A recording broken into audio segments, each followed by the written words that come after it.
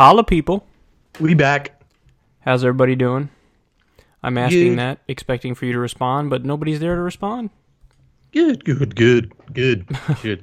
Imagine like having to do this in front of all the people that like I just showered and then I was gelling my hair and I was like, let me gel this shit all right because there's some people watching this shit. But like imagine having to do it in front of all these motherfuckers. Yeah, you kind of lose track of what you like, what's actually happening. Mm-hmm. I notice that all the time when I do my show. It's like I'll just go through the motions and my hair will be fucked up and I'll just be like, all right, got to go start the show. But I don't stop and go, hold on now. More people are going to see this than I've ever, like, you know, whatever, spoken in front of in person ever by like 8 times. So why do I not care enough? It's weird. It's like we're not psychologically evolved enough to grasp it at all times. You know what I mean? Like, you're right. Like, if we were sitting in front of an auditorium of everybody who is going to listen to this, you'd be like, oh shit, is my hair out of place? Like, we'd be nervous. Yeah, we'd be nervous. We would try to look really good. But since we're just used to doing it like this, we just don't think twice about it. Yeah, I know, and that's why, like, it was mad funny when I posted on Twitter, like, someone was clowning me. They were like, Corin looks like his breath would stink. So first off, fuck whoever said that shit, man, because you're probably right. My shit is probably usually stinking a lot. But then, like, I was thinking back to the one episode where I wore, like, so I try to get, like, these hipstery glasses, whatever type of shit. Like, I have one pair that I'm okay with. They're, like, the Malcolm X black looking shit. But then there's, like, a new trend. And, I was like, I could fuck with that trend. It was, like, the clear frames. Yeah. And I like them, but like the pair that I got are sort of a little suspect. Like they were cheap. I got them for like $50. Sure. So they don't look as good as some of the people who are rocking the shits that look good. So I had some like Chinatown editions. Right. And like I had them on air the whole time. And before I was on air, I was like, should I rock these shits? And I was like, fuck it, whatever. Like it's just me and Kyle talking. But I didn't read any of the comments or anything like that. But people were probably clowning the shit. I read some of them. Oh yeah. And they were like Corin looks like my grandmother, and then like, but they were just funny as fuck. But like, if someone had the balls to say that to me in person, if we were doing that shit in like public in person, yeah, I don't know. I feel like I'd take more offense to it and be more insecure about it. I don't think they even say it in person. In person, they wouldn't say it to your face. They wouldn't be like, "Hey, man, your glasses look like a grandma's glasses." They just wouldn't say anything. They'd just be like. You know, they wouldn't say anything, and then later on they'd say to like their girlfriend or something like, "I didn't like his glasses. Don't they? Didn't they look like a grandma's glasses or something?" Yeah, that's so true. But yeah, like it's hard. You know, when people are watching us, you can't like take any risks. Like even just changing my haircut slightly. Like my haircut's always been kind of similar the whole time, but just changing it like a little bit. People are like, what the fuck is this bullshit? This haircut's bullshit. And part of it stems from they might actually not like the haircut, but the other part of it stems from they don't like change. It's just change. Like if you change, you changed something. No. I didn't fucking sign up for you to change some shit. I click on your videos. I watch your videos. Don't try to throw a fucking curveball at me and make it so that you're not the Kyle that I originally watched when I was watching Kyle. So don't try to change anything. So it's almost like they take it a little bit personal. Like I don't know. Like what are you doing? Why the formula was working? Why are you trying to change it? And I could see that with like with a platform or some shit. Like when Facebook or some shit tries to switch it up. I'm like, yo, why? Like shit was working. Oh yeah, good. That's the worst. Is when because they'll fuck it up more than half the time. Yep. And some shit where like you would always go to like the top left to click on your notifications. Now the shit will be like a floating thing and you just like. What the fuck? Like, now I got to get used to that? And, like, plus whatever's going on in my life? Like, this is supposed to be some shit that I'm just know. It's complicated because they're making those changes because they want to try to stay relevant and be on the cutting edge and be leading in whatever industry they're in. But at the same time, everything's a risk because if you change something, you risk taking away that thing that made it good in the first place. So, and Facebook's a great example of that. Twitter's a great example of that. You know, But how do you explain it? Sorry, with like a human being, like someone who wants to drastically, like you changing your hair or some shit. Like I feel like that's okay. Oh, it's definitely okay. But I'm just saying that when people develop an intimate relationship with you when you're in a certain state, if you change anything, it's like, what the fuck are you doing? Like, no, it was okay before. Like, you shouldn't be switching it up on me when I got used to you being like that. Like, that was the signature you look. You know what I mean? But then the other thing is, given enough time, people can look back and go, yeah, that actually wasn't, like, a big deal. You know what I mean? Like, looking at my hair, like, oh, they look back at what it looked like and then what it looks like now, they might go, oh, okay, whatever, it's whatever, it's close enough and it is what it is. But at the time, when you change it, it's like, fuck this. And I feel it too. I'm not above it. I'm not describing it as like, this is only other people. I feel that same shit sometimes. If you tweak something a little bit, I fucking went ballistic when Twitter changed it from 150 to, or what is it, 140 to 280. Oh, that's a fucking big, like, that is changing what Twitter was, though. Like, I could see. So I don't like it. I don't like it, but I wasn't 100% correct with how much I was against it. Like, I'm still against it. Like, I wouldn't have made the change, but I thought it was going to make me literally not want to read tweets anymore. But it hasn't. Yeah. But it hasn't. But there is a line somewhere, right? Like, they probably hit that exact line of, like, if you go beyond this line, then everybody's writing, like, mini essays, and who the fuck wants to read everybody's thoughts in a mini essay? Yeah. You know what I mean? And I don't know what percentage. That's why people get tired of Facebook. Right, yeah. And I don't know what percentage of the tweets that I read are over the original character limit, because I don't think a lot of them are. I think a lot of the people I follow are very, not that they think about, like, oh, I have to keep it under this limit, but they just do. They just end up doing it. Yeah, you know I think the purpose of Twitter, I mean, if you're trying to get retweets or you're trying to get whatever your goal is on Twitter, I think the less characters, the better. You know, like, yes, once you as a general rule, yes. Yeah, like even jokes or something like that. I feel like if you can get it out in like a shorter It's burst. With anything. It's with any kind of communication. It doesn't matter whether it's comedy, whether it's, Twitter, it doesn't matter. Even if it's like a legit essay, like, tell me what you're trying to tell me without fluff. That's why everybody's just like, get to the point, like. Yeah, I don't think it always used to be like that either. I think there was a time when people looked at the fluff as like a sign of like high class, or a sign of like sophistication. Like, oh, the more flowery words you put around the point you're trying to make, the more respectable it is. Whereas now, I think we're in the era of the opposite, where everybody kind of agrees with us. And part of it probably stems from we all have short attention spans now because of the internet. Like, I definitely think our attention spans have kind of regressed. Because we really do get that instant gratification. And that happens with me, man. Like, I'll notice at night, I'll be like on Twitter, watching something on YouTube on mute, and then watching something on TV with the sound on. Damn. And it's like, I have these I do the same. 3 streams going at all times, and then literally all you have to do is take away one of them, and I feel like I need that third one. So it's like I'm addicted to 3 separate things at once, and I'm getting that constant flow of information. And if you tweak it just a little bit, that ruins the whole like system of gratification. Yeah. So if like Twitter's down or something, and I got this stream on YouTube and the thing, it's like, oh shit, I'm missing something here. So that's how much we've like built up this need for technology. I think that only works with technology. Like, the only shit that people can multitask with is that situation, like having the TV on, having your laptop open, and scrolling through your phone. But any other shit, there's so many things. Like, when I park, I gotta lower the music. I gotta like make sure like I'm locked in, paying attention to parking. I'm like, if I'm writing something, and my wife is like, "Here, can you remember to go?" Blah. I'm like, hold on, like, let me finish this shit. Any other thing that involves one more than one thing, I'm like, nah, I can't do it. Like, it's too much of my attention being drawn to some other shit. But you're right, I could TV, laptop, phone. Do you find it hard to focus on non-technology shit? Because I do. I find it hard to focus on non-technology shit, and that might be because of technology, or it might not be because of technology. It could just be how I am. But like, when I read the articles for my show, I have to, sometimes you're wrestling with your consciousness. You're like, you focus. You gotta get through like, I'll read half article and then boom, I'm back on Twitter. It's like, come on, man. What are you doing? Buckle down.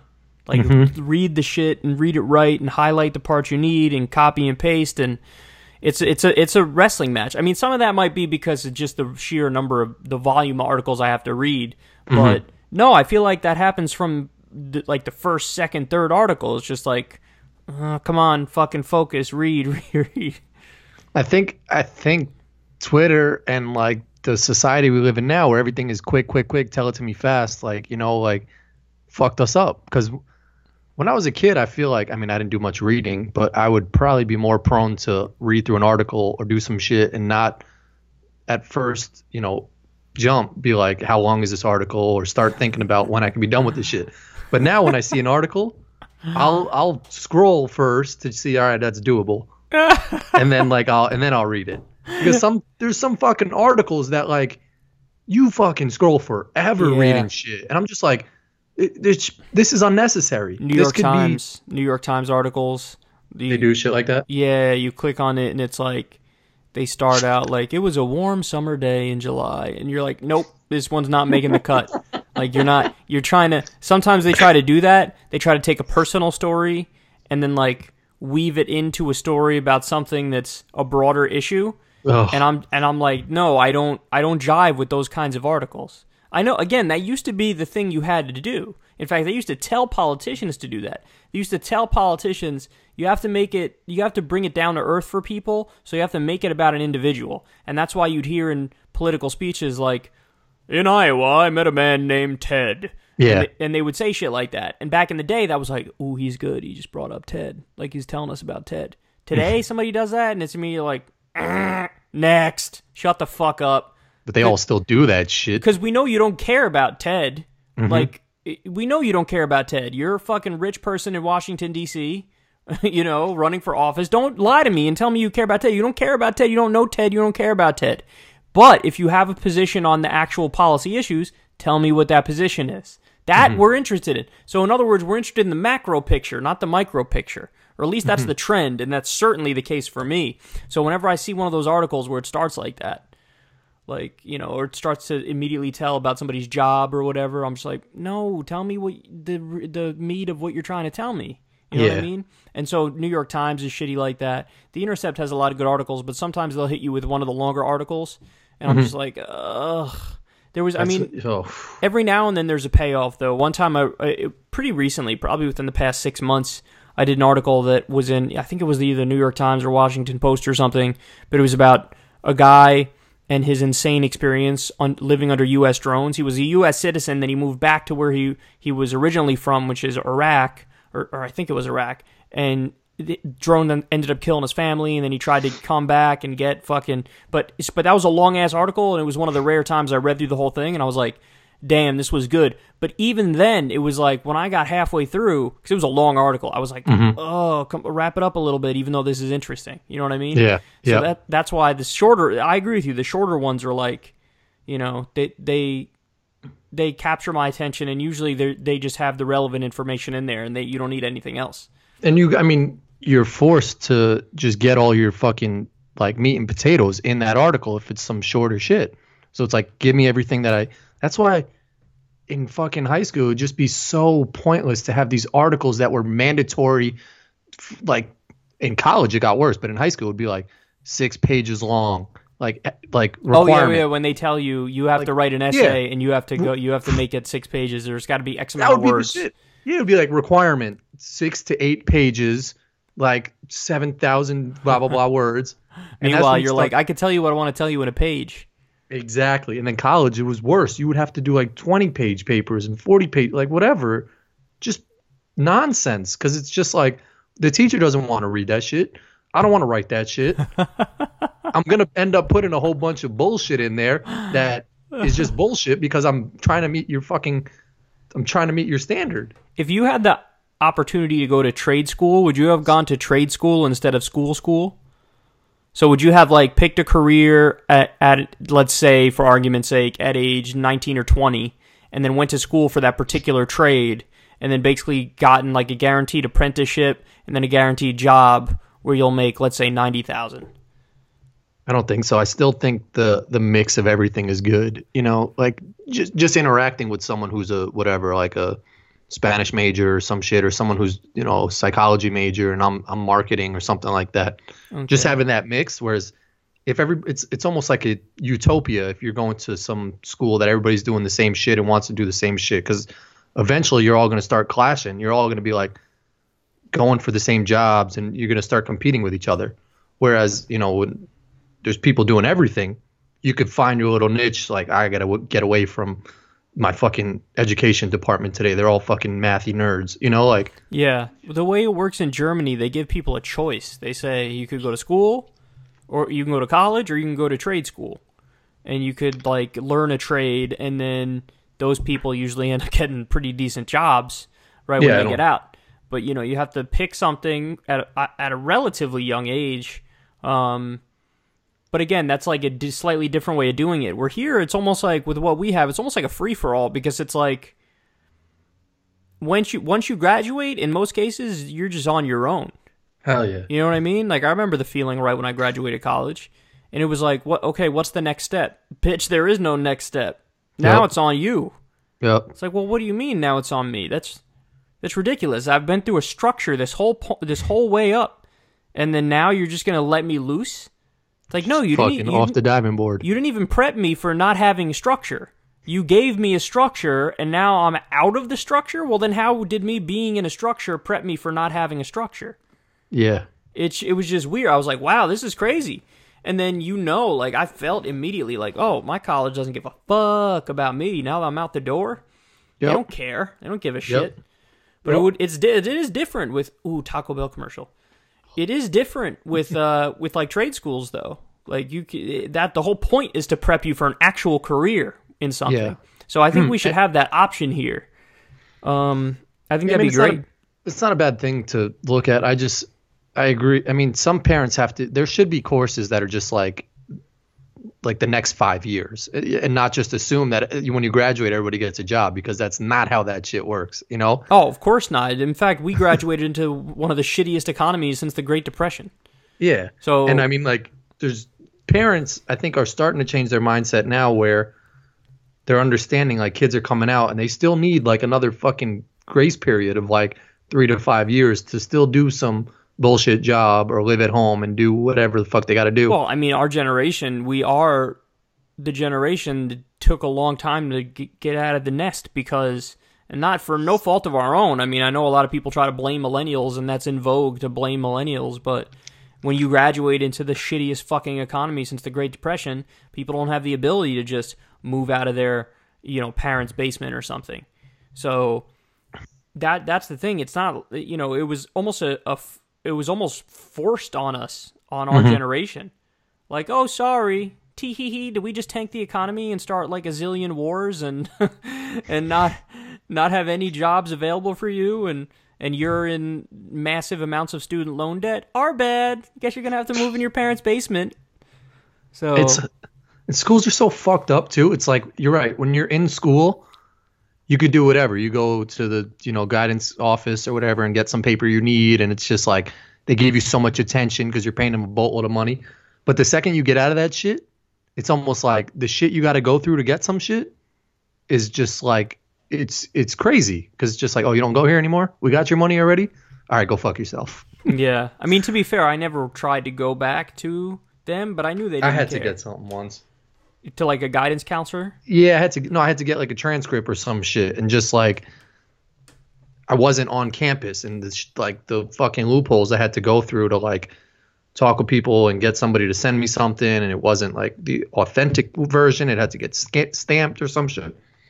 Son, not to change the topic too abruptly here, but there was a big ass snowstorm the other day in April, and that shit, I've never been more annoyed in my life. I don't remember ever in my life having a snowstorm in New York in April. Do you? I can't remember what the fuck I did this morning. I can't tell you. There's been some. I feel like there's been a snowstorm or two in March in my life, but never in April. Never in April. I'm trying to think of April. Like, isn't April shitty weather? Like, doesn't the groundhog say you're gonna have more weeks of some shit? That shit is made up. That holiday, but. No, but usually it's... Hold up, can you think of that concept real quick? Like, we actually pay attention to a fucking groundhog, like, just coming out of the ground or How not do these coming out. traditions Like, start? Like, what a dumb tradition. Like, ooh, the groundhog saw his shadow. there's dudes on stage. There's a guy who wears, like, a top hat. There's audience. I was going to drive to the shit because it's only, like, 45 minutes from me. But then I was like... It's 45 minutes from you, really? Yeah, it's like an hour or something like that. Oh, it's in shit. some town in Illinois. That's or it so could be crazy. Wisconsin, but I'm right there. That's all that it goes on in that town. That's the only thing all year. They've got probably museums and shit. But, like, some towns like that, that's what they base their economy on. Like, people coming that day to fucking put to put money in their economy for a whole year. Sure. Mm-hmm. Like, my dad said he's been to Area 51, wherever the fuck that is, in, like, Arizona or New Mexico. Yeah. Oh, New Mexico, I think. He said the whole town, like, if you like, the McDonald's has like is built like a spaceship. Yeah. There's museums and shit, like, And there probably weren't even any fucking aliens there. Yeah, that's a good point. You're right. That's what happens. Like, even college towns. Some college towns are just college towns. Like, that's all they have here is the college. Binghamton, yeah, is like that shit. Yep. You take away Binghamton University, it's a fucking crack town. Sorry to anybody who lives in Binghamton or around that area. We're from New York. We're allowed to shit on New York all we want. Syracuse too, but yeah, it's like, imagine, I mean, like, you're like big time. Imagine you did something in some random town, like you took a shit that was like epic in some town, and they're like, Kyle Kalinske took a shit in that bathroom, and then it's just like, you get people going and stop road trips to go see where you took a massive shit.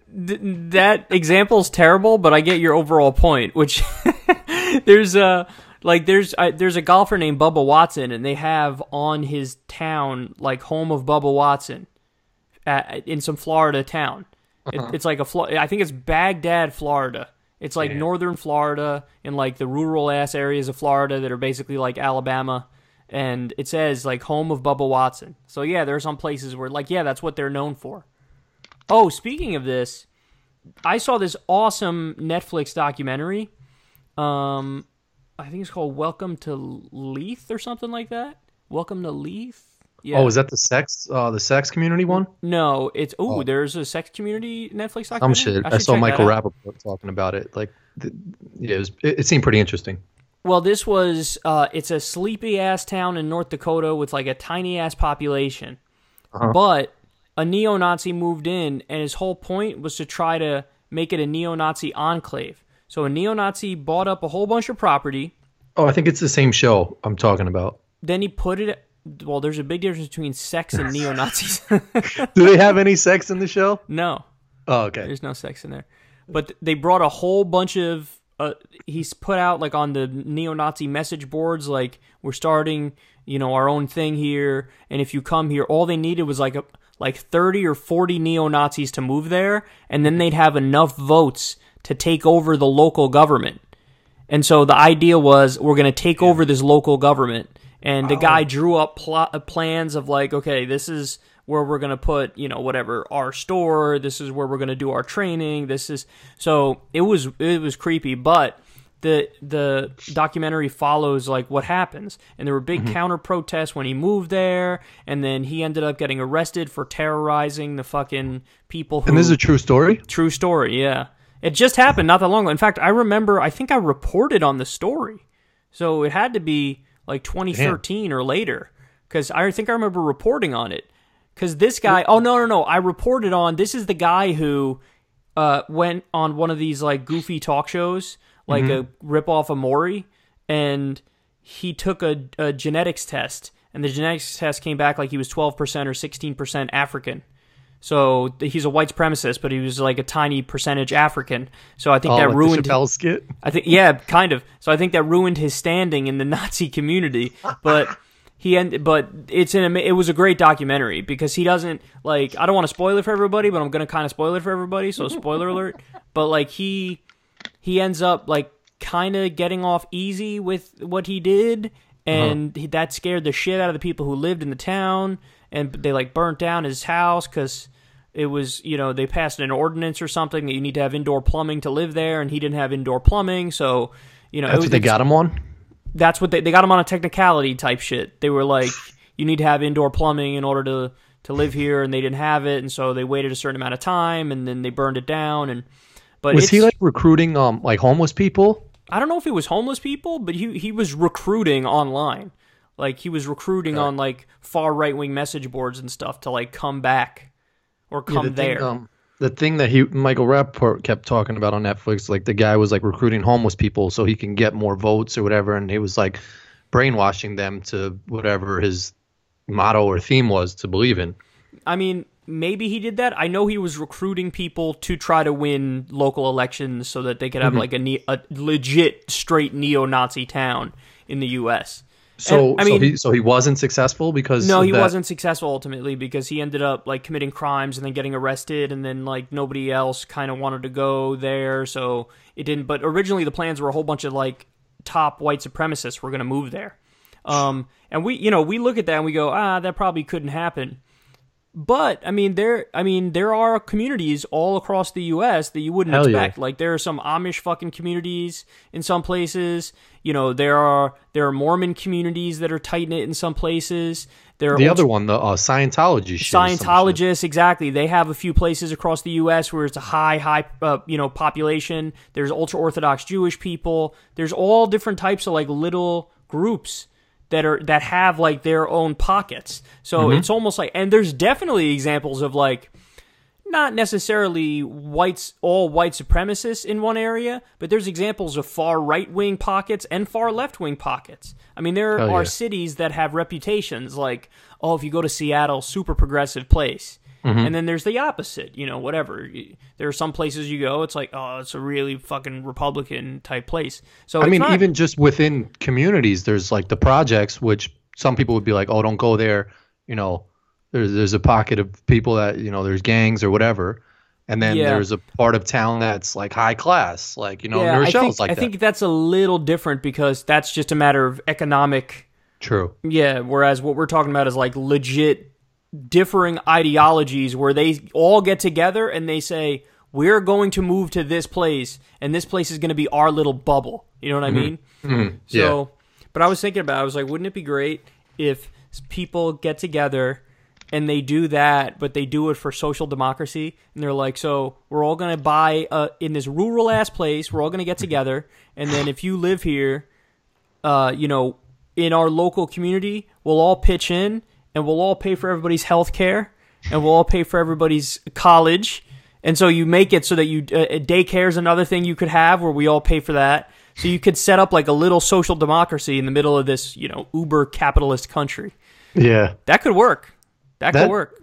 And then it just slowly starts. I mean, it would take forever. It would take a long time, to expand. I mean, to an extent, that's what red states and blue states are. Like, this is a blue state, so you do have more social services in this place than you do in the red state.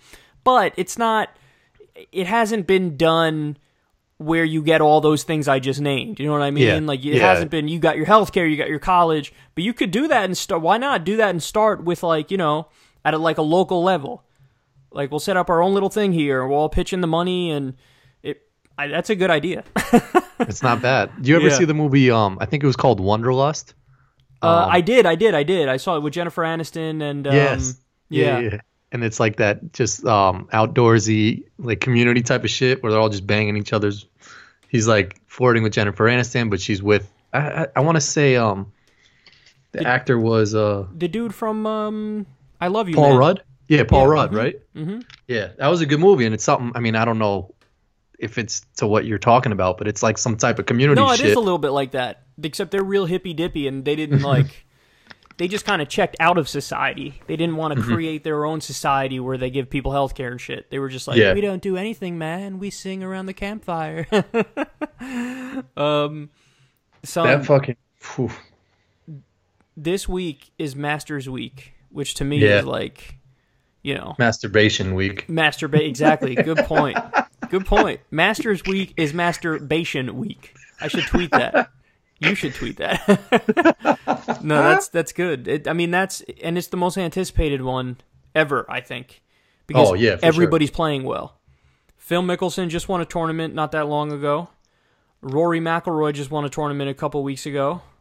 Tiger Woods is playing really well out of fucking nowhere. He's back from the dead after having 83 back surgeries. He somehow has one of the fastest swing speeds on tour again, which is just insane. Jordan Spieth's kind of coming around to form. Last week he played okay. He was, kind of in the running on the weekend. So every single person you could think of is playing well. And it's going to be interesting because we could get almost an ideal showdown. Like, everybody kind of wanted to see what it would be like if Tiger was like at the top of his game versus the new generation at the top of their game. Like Jason Day, Rory McIlroy, Jordan Spieth. And we might get that. Justin Thomas, we might get that. Dustin Johnson, I think he's still number one in the world too. And he's fucking playing this week. Everybody's there. Everybody's there. Last week he hurt himself, like at his home before he was supposed to tee off.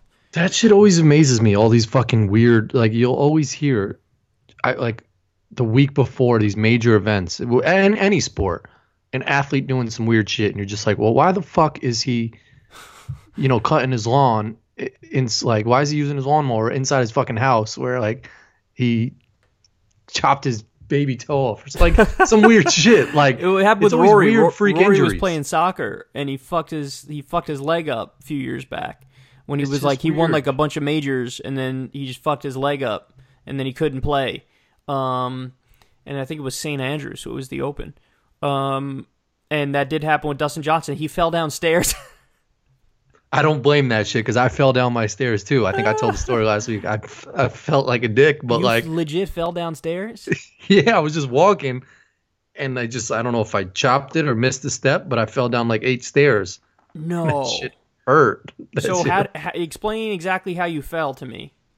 I fell like on my ass first, and then like my foot got caught like backwards a little bit and was like poop, poop, poop. Oh, okay. Poop, That's poop, not poop. as bad as I thought. I thought you legit fell forward. No, that would be bad. That'd be bad. That'd be real bad. You ever see videos of dogs trying to either go trying to go downstairs? No, but do they drag their ass or no? No, like some dogs just can't figure out how to go downstairs, so they like start going and then they just fall down they'll start. There's some funny ass videos I should of go small look those dogs up. just like tumbling over. I should go look those up because I love dogs. I think dogs are fucking adorable. I can't But like get enough. to fall downstairs, I don't know why I fell. Like I was good. Maybe I'd woken up from a nap or something, but like there has to be something going on. Like you don't just fall down. Like he must have been drunk. I've almost done it. I've almost done it because I have wood stairs, and sometimes if I'm not wearing slippers, if I'm wearing my socks and I go to step down, you can fuck yourself up, man. You could just do a quick banana peel type shit.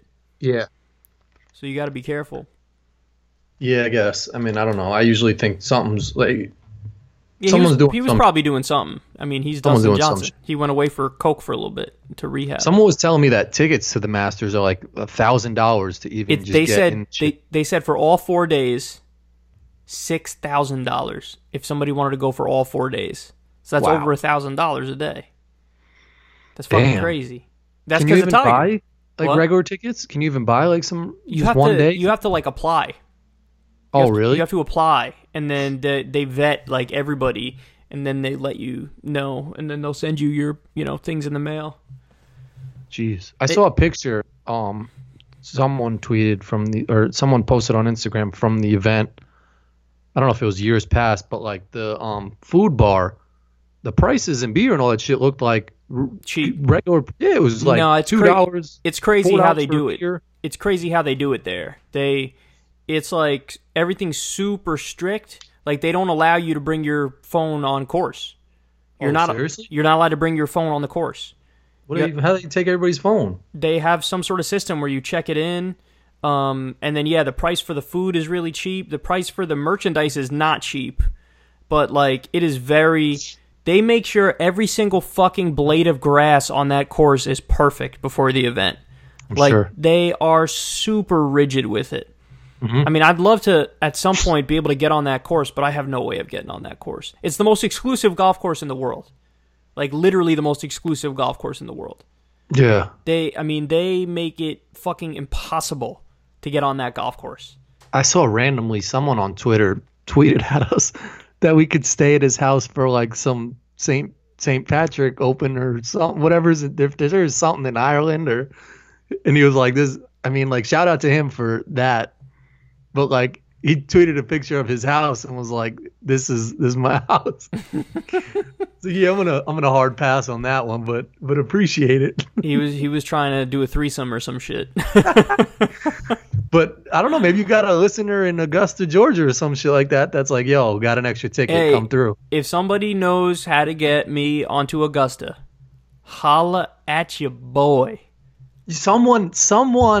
Nobody. There's too many people that listen that doesn't have a cousin that works for the USGA or whatever the associations are. No. There's always 5 degrees of separation, man. I'm going to guess no, because our audience is like us. They're mostly, like, if you look at the ages and stuff. Yeah, but they got parents. They got cousins and aunts and uncles.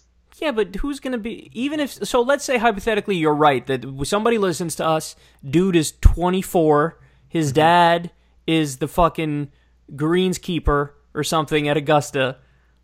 Imagine that conversation. Dad, let me talk to you, bro. Listen, there's this YouTuber. No, but it's who's really progressive. It's different when I was working at the Knicks. People would hit me up like randomly that I never even spoke to. That would be like, yo, blah blah blah, can you get some tickets? And I'll just be like, automatically, fuck you.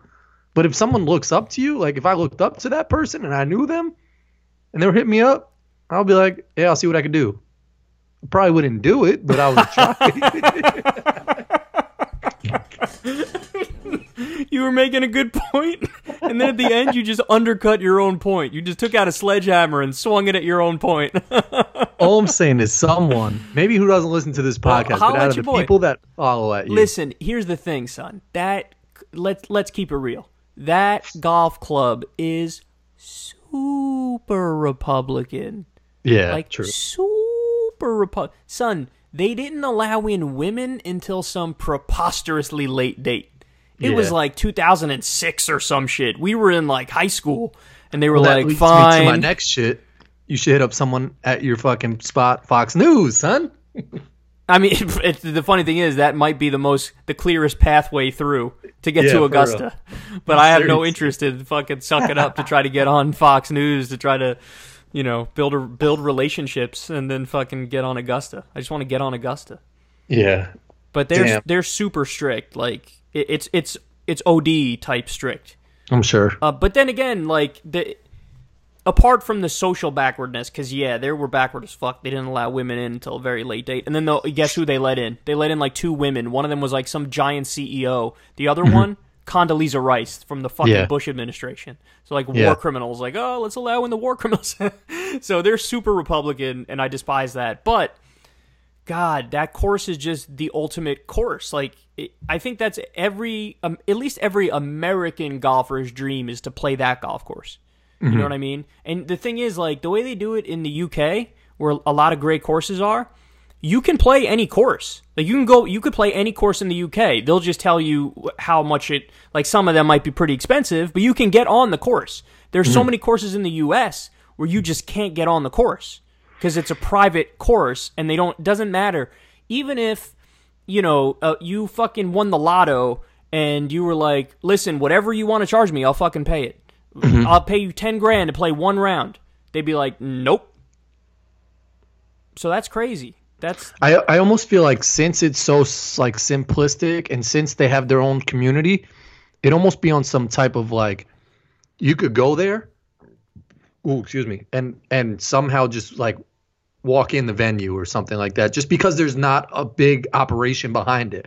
Like the Super Bowl and all this other shit, there's so much security and there's so much levels and layers to shit that like if someone were to try to even do something, you couldn't, because there's just like, you got to go through a PR guy, you got to go through this or that.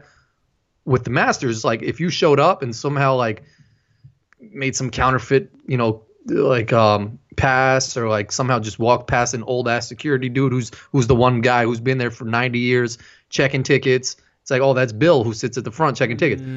Son, when I went to the Home Run Derby in Miami, I went to the Home Run Derby. Tickets were mad expensive. Like Aaron Judge was in it, all the top guys. I'm going up the escalator, and I realized they never even checked my ticket. What? At the home run derby? At the home run derby. Tickets, like, people were scalping tickets outside, hundreds of dollars. I'm going up the escalator with my stepbrother, and I said, we still have our tickets. Like, they didn't scan our shit, and we're in now. Like, we're good. He was like, that's fucking crazy. Because they just hired, like, these random people, like, at the home run derby that don't give a fuck about security. They're just hired to, like, work some sporting event.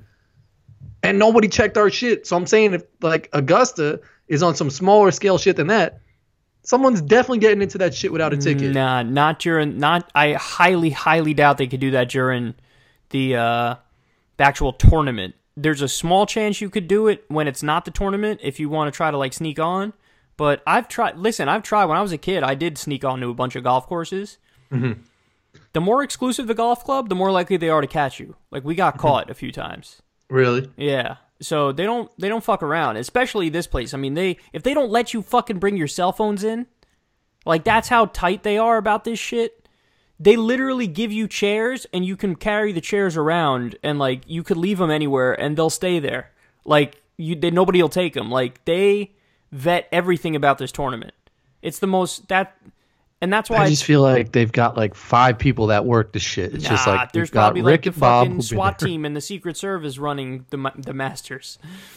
It is exclusive. It's exclusive. I mean, that's why everybody I'd love to just fucking play it once, man. Just once, I'd love to play it, but probably not gonna be able to get on. So that's what makes it so exclusive. Is just like the grass is down to a science, and then like everything is just pristine, or it's just the history behind that shit. Well, it's the only major golf tournament where they go back to the same course every year. Uh-huh. Every other tournament, like for the British Open, they kind of hop around from place to place. There's like, I don't know how many courses in the rotation, but let's say like 5 or 6 courses in the rotation. And they just keep going back and forth to all those. That's the closest thing we get to going back to the same place every year. The Masters, they go every single year. The U.S. Open, they switch up all the time. They never have it at the same place back to back. And the PGA Championship, they switch up all the time.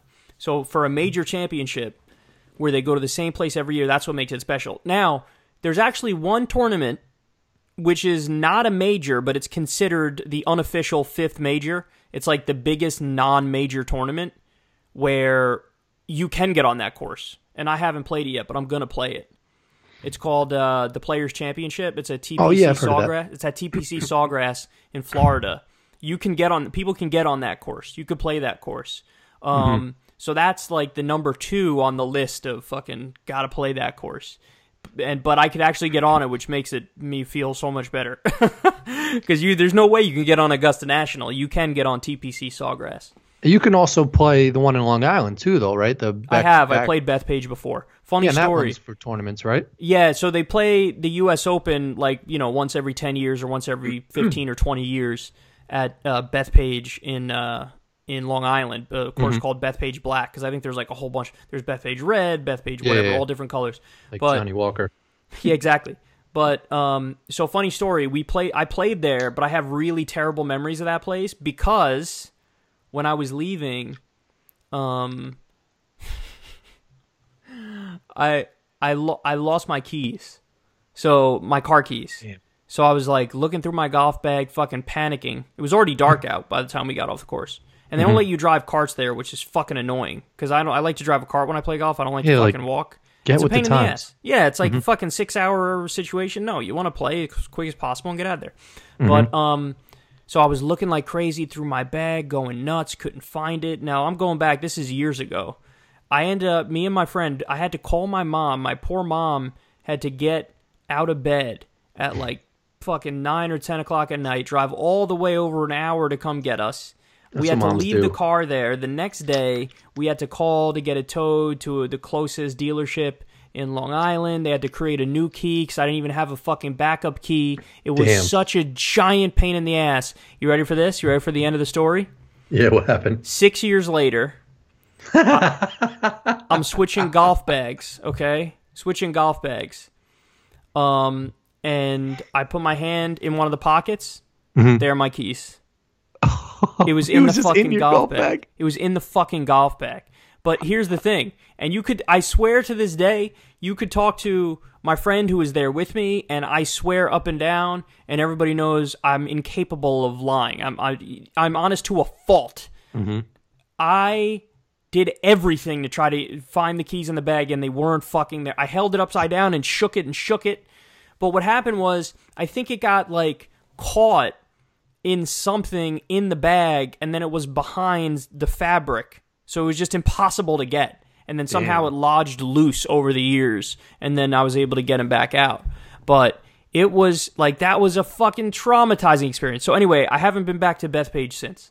And that was a terrible experience. Hopeless, like, helpless feeling. I think once I left something at a golf course, and it's just the worst because it's like a fucking maze because you're like, all right, do I have to go through the whole course now? Do I have to go through 1 through 18? Exactly what we were saying. So after I had already, me and him had both looked through the golf bag a zillion times over and it just wasn't there. Mm-hmm. We were like, okay, well, we got to retrace our steps inside. The first thing we did was go to the person who was behind the counter, who was like the cashier guy. We were like, hey, man, did anybody leave? Is there like a lost and found? He's like, yeah, there's a lost and found. I was like, oh, yeah, so they're going to be in the lost and found. I was like, are there keys in there? He's like, yeah, there are keys in there. I was like, yes, we're going to fucking find these things. He brings out the basket, puts it down, not fucking in there. Then I was like, what are we we're going to like, literally, what do you do? Yeah. We're going to literally have to go walk the course with our fucking cell phone lights and just try to trace our stuff. It would have been impossible. It's not possible. You can't find it I thought you were going to do it. I thought, like, whoever you were with. Because I remember, I think, hearing the story back when that shit happened. And then whoever you were with, if you had said, like, yo, we might have to walk the whole... I would have just been like, good luck, homie. Like, it's just an open field of just nothing. It's impossible. You can't do it. Even if it was bright out, you wouldn't be able to do it. Well, there was another time I lost my cell. Okay, this one wasn't even that long ago. So I was playing golf and I had my cell phone in my fucking pocket. I knew exactly where it was. Mm-hmm. And then so I hit a shot, and then I go to check the time. I can't find my cell phone. I'm like, I just had my fucking cell phone. I just had it. It's got to be here somewhere. So I immediately look in the cart, look in between the fucking cushions, look through my golf bag. Hey, was I like fucking a zombie for a second and I slipped it in there? And then, so I'm looking everywhere, can't find it. I'm like, okay, well, I know I had it here. Like, I'm going through my mind. Like, I texted somebody here, like when I was on this green. So that means there's only been one par 3 and half a par 4 since then. So it's in this fucking 400-yard thing. Like, it's in here somewhere. Drove up and down, back and forth. I let like 5 or 6 groups go by me. Damn. And it's getting dark. I'm like, I'm going to fucking lose my cell phone when I know it's here. I know it's in this area. Couldn't find it. Boom. I'm looking in, like, there was a bump, like a speed bump, and then it was by a little creek. And I was like, oh shit, when I drove over that, it could have boom, boom. Like, I bounced on the speed bump and it fell out into the water. Mm-hmm. So I'm looking in, like, the water. It's not that much water. It's like a little bit of water. And, like, I'm looking in it. I'm fucking paying attention and scanning everything. And then I hear, hey! And somebody's there holding it up. And they're, like, 150 yards in front of me. And he's like, we got it here. I was like, oh, yes. How the fuck did he get all the way up there? No, like, where I hit my shot, like, it fell out there. And I had moved back. To go get it, to like go look in the creek. So you just didn't see? I drove up and down like 4 or 5 times, going back and forth, retracing my steps, couldn't find it. But the dude, worst. Son, no, the feeling I got when the dude picked up the phone and was like, I got it right here, I found it in the grass. I imagine that if I took ecstasy, the drug, it would feel similar. Like, it's like my brain was like, okay, just release ecstasy in your brain. Yeah, that's probably a really good fucking feeling. Yeah, you lose something that you don't even realize. Oh, and that's funny that I brought up that old lost cell phone story, because one of the things I was going to tell you is I lost my cell phone this weekend in my house. Yes, you heard me correctly. Like, how's that even possible? I lost it in my house. That shit happens all the fucking time. I mean, it happens with the remote. My cell phone, I sort of have places where I put it. But yeah, if you don't put it in the right spot, you'd be looking for days. Son, at least 3 hours I was looking for it. it ruined my whole weekend. Like, at least one of the days, it just ruined it. Because I was looking for 3 hours. I tore my place upside down, son. And then somebody told me, because I'm an idiot, I didn't know. They were like, is your Find Your iPhone thing on? I was like, no. They were like, no, it's like default on. So unless you that turned shit is it definitely off, on. Yeah. then I was like, oh, okay, so then I guess it is. I guess it is on. And then he walked me through the steps, and then I was like, okay, did it.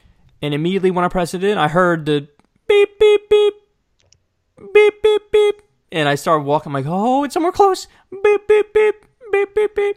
It was on top of some shelf that I have zero recollection of putting it on that shelf, and I'm never even by that shelf.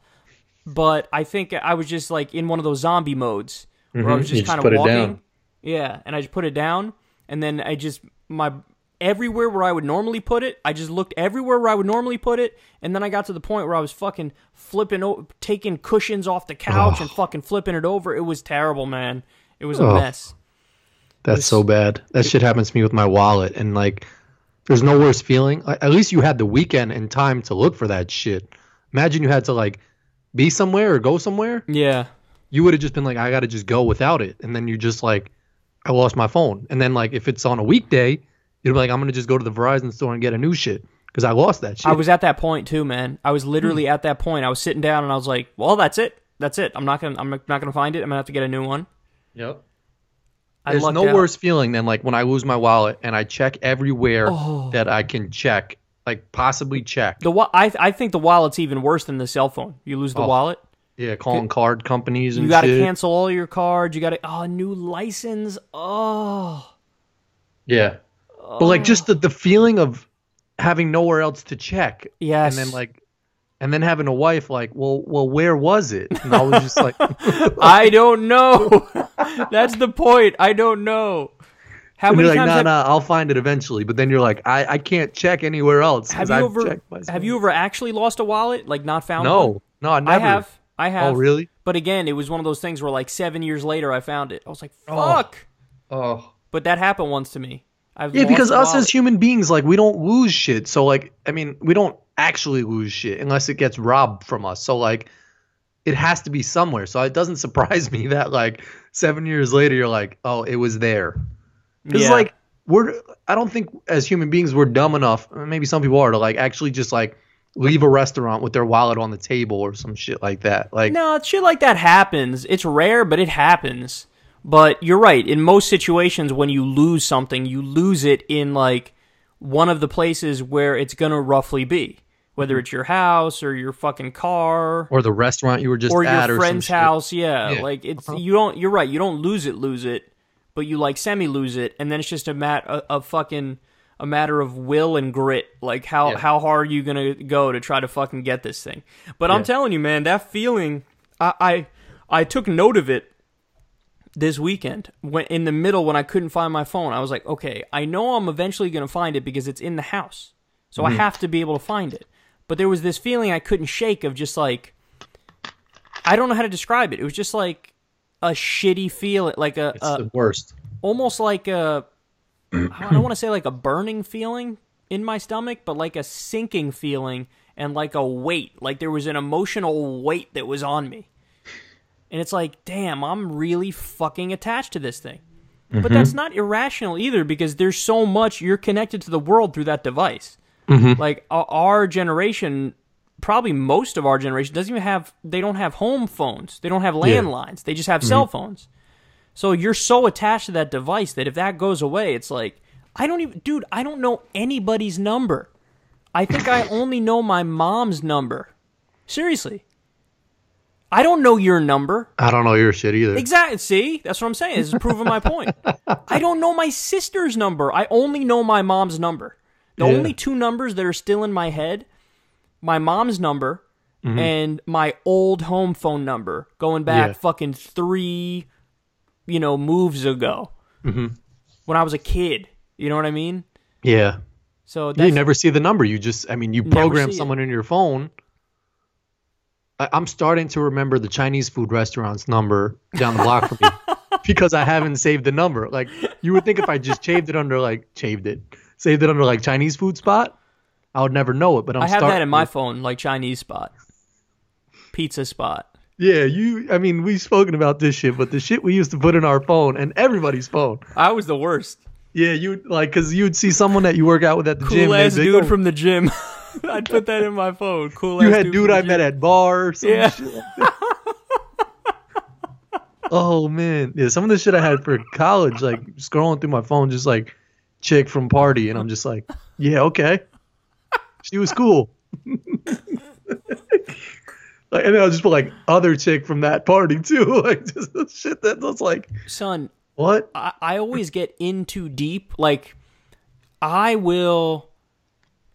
should know somebody's name at a certain point, but I don't know their name, and then I'm like, damn, I'm in too deep now. Like, I can't hit them with the, oh, by the way, what's your name? Because it's just like it's almost like they will, even though they won't say it, they'll be like, damn, you would have been better off if you just didn't ask me my name. Yeah. Like, just kept being like, calling me brother or some shit. The same shit happens to me with, first off, when I text someone and they're like, oh, who is this? Everybody and their mother's reaction now would normally be like, oh man, you got me saved in your phone. Like, blah, blah. Like, I just hit them with like my name. I just like all that extra nonsense of like just that like back and forth of like, yo man, sorry I got a new phone, but like, how you been? Just tell them your fucking name. That's like a public service announcement. But it's not even on the phone shit though. I'm talking about in person.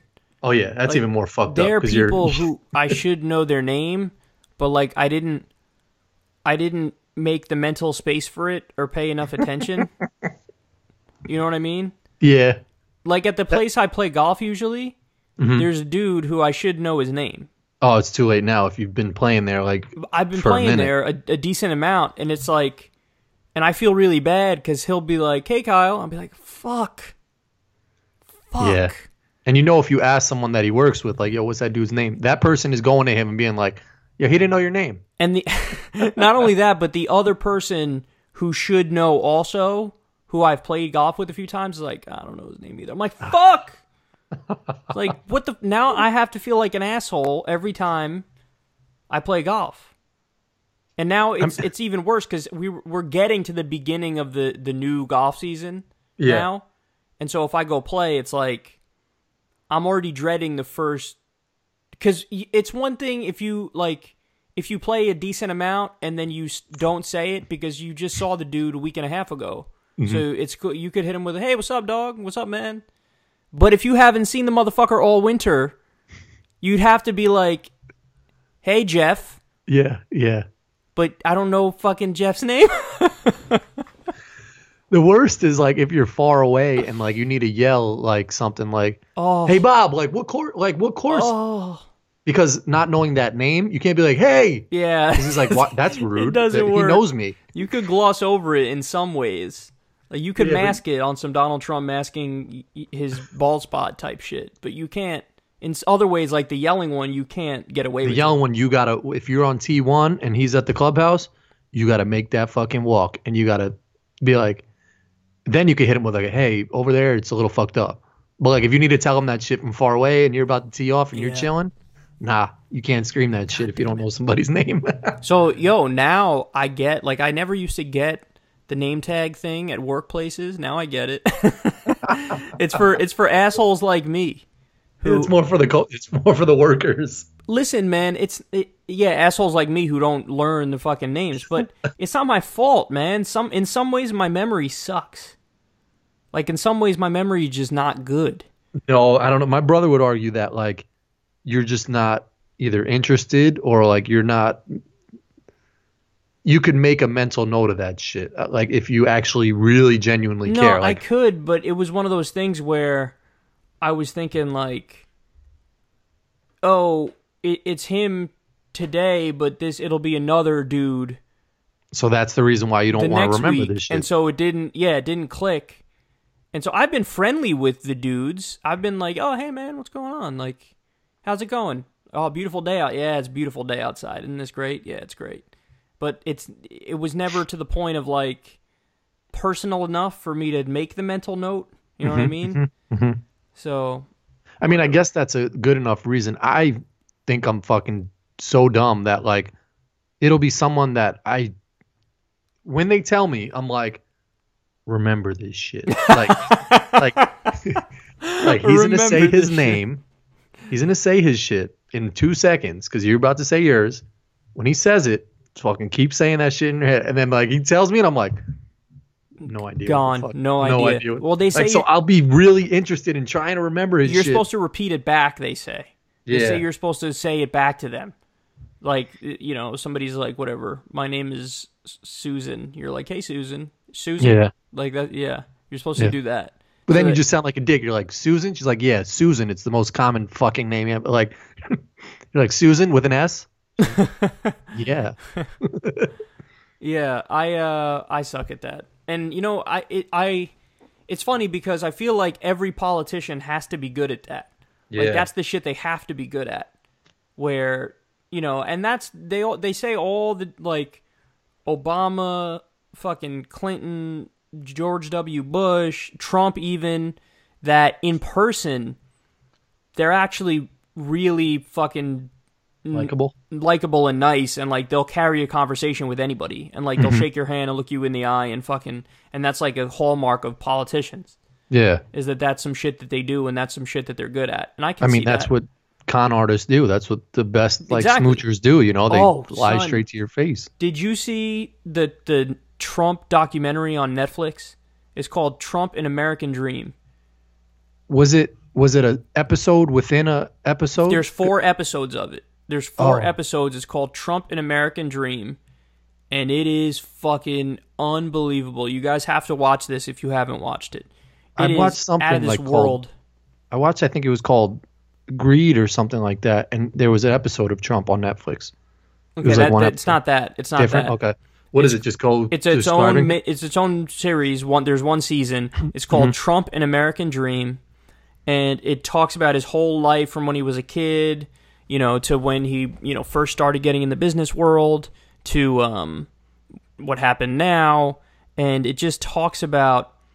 There are so many little facts that are just so illuminating in that piece. Like for example, his dad is really rich, and his dad was a developer.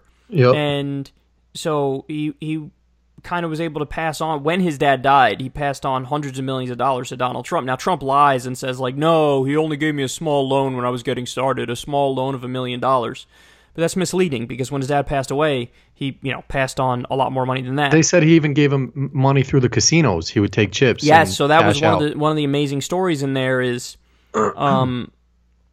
Trump got into Atlantic City, and he bought one casino at first, then he bought another casino, then he went nuts and said he bought a third casino, the Taj Mahal. He got fucking obliterated on that deal, where to the point where the people who were running the books were like, he literally needed to make $1 million a day to just break even on that project, because he borrowed the money for it, like something like $675 million or some shit. The dude who built it said he never got paid back or whatever. And then there was also a 14% interest rate on the loan that he was given, which is fucking mental. And they're like, there's no way that the numbers would work. No casino in the history of the world has ever, you know, made that much. Yeah, in a day, like $1 million a day. They just can't make $1 million in profit a day. That doesn't happen. So anyway, it's almost like they went into it.